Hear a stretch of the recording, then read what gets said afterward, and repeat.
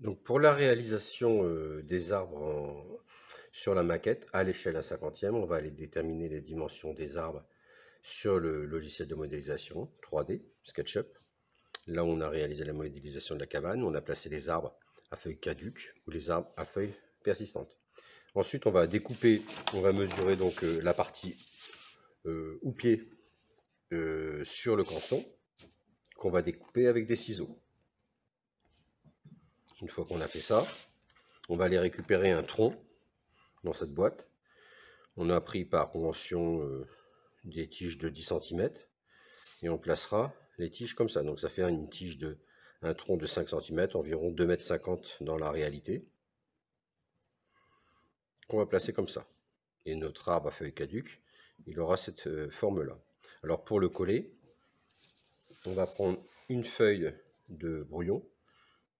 Quand on sera prêt à coller tous les arbres, on va déposer un petit peu de colle dessus. Il suffit simplement de mettre un peu de colle sur la tige et de positionner comme ça. Alors évidemment, on fait ça pas en fin de séance, plutôt en milieu de séance pour lui laisser le temps de sécher.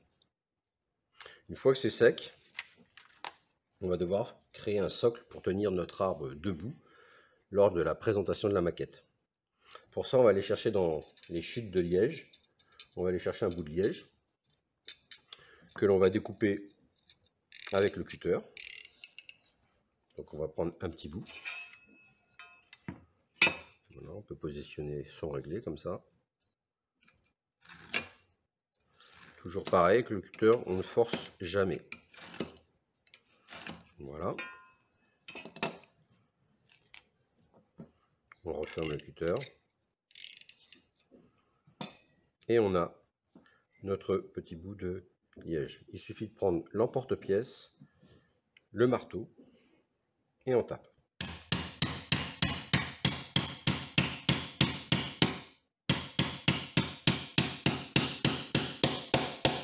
Quand on entend le son changer, c'est qu'on a traversé.